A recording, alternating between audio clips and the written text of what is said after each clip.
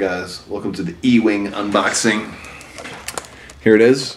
I got another one here that I've already opened the back on, so we're going to open up the E-Wing from Wave 4. Inside here we've got our cards and our back stuff.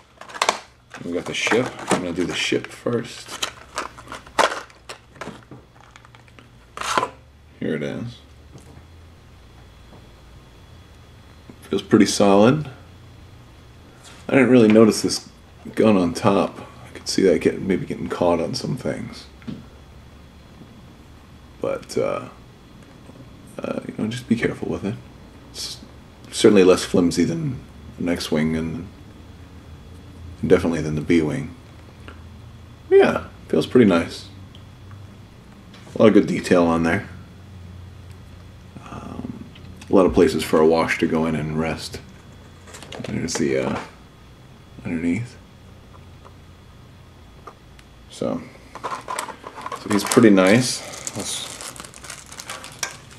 set him right here for now. Put him back in there, and of course he comes with a normal base and pegs. Let's see, what do you come with? I don't really save these anymore, so it comes with a normal dial. If you haven't seen his dial, there he is. And numbers 39 and 40. And of course he comes with the evade token and the focus. And some shield tokens. And then Itan Abat and Corin Horn are the named pilots there. Let's look at their cards.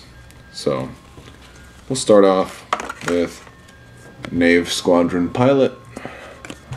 Pilot skill 1 for 27. Black Moon Squadron Pilot. Pilot skill 3 for 29. Itan Abat for 32. He's kind of like your support ship. He can put somebody, as long as you know the enemy's in his firing arc, all your buddies get to change a hit to a crit. So that's pretty nice. That's pretty nice. He's a good support ship. If you're going to fly this guy, you want him to stay back. You want him to hang back and hang safe. He's almost like a Rebels version on Howl Runner. So that's pretty good. It's pretty good. And this is the star. This is the star, Corin Horn. Basically, he gets to attack twice. And if he does that, he doesn't attack the next turn. So there's a lot of things you can do with this guy to really maximize that.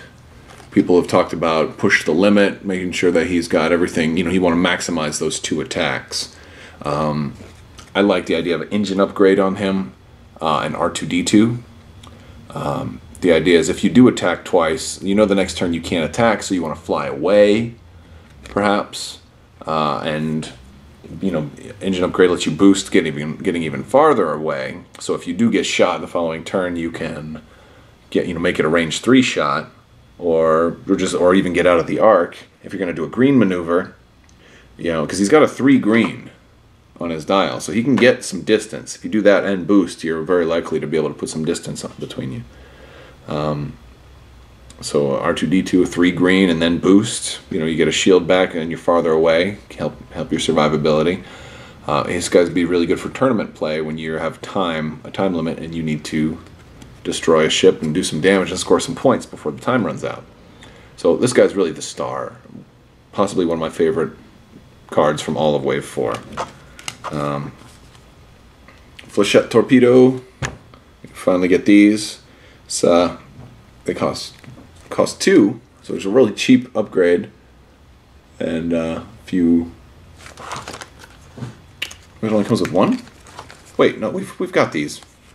We got these already in the Rebel Transport. Yeah. If you perform this attack, the defender receives 1 stress token. So, yeah, we've seen them already. We finally get an advanced sensors with this guy. So, which is great because I wanted some more. I only have 2 lambdas, so that means I only have 2 advanced sensors. And if you want advanced sensors for maybe your B-Wing, you know, or obviously your E-Wing, then you don't necessarily have to buy a lambda to get it anymore. So that's really nice. Outmaneuver is new. I haven't seen this one yet. When attacking a ship inside your arc, if you are not inside that ship's firing arc, reduces agility. Yes, okay, all right. This is basically like the thing that is mimicking Wedge's ability. So, you know, if you're dogfighting with somebody, then this is not gonna work. But if you're behind them or coming at them from the side, you can pull a wedge and reduce their agility by 1. Pretty cool ability. Might work really good on an interceptor or somebody with a little more mobility. Although his dial's pretty good. So he's got a lot of mobility, but you probably want to give him engine upgrade to really take advantage if you want to do something like this. So you can boost. It really helps put you... He's got barrel roll, though, so that's good. R7T1. This one it lets you do a whole lot. So you can choose an enemy, get a free... if you're in their firing arc, you can get a target lock on them, and then free boost. So, interesting. Can get you out of some trouble. This guy has got so many possibilities. I'm going to have to play around with him to see how he really works out. But he's so interesting that it basically means you got to definitely have some fun playing with him. And then R7, which is really one of the coolest cards here. And this is, if you wanted multiple E-Wings, this would be the reason to get him. Here, pause the video if you want to read right now. But yeah, so yeah, basically it makes your target lock way more interesting. Unfortunately, you can't combine him with Han Solo as a crew upgrade, because that would be really awesome. It would make target lock a triple purpose. So you can force somebody to re-roll their attack dice. Really nice for defensive purposes. What to do with the E-Wing? It's so expensive. Like, if you're gonna fly an E-Wing, here's what basically my judgment of the entire E-Wing expansion. It's a cool ship, although I think it's ugly.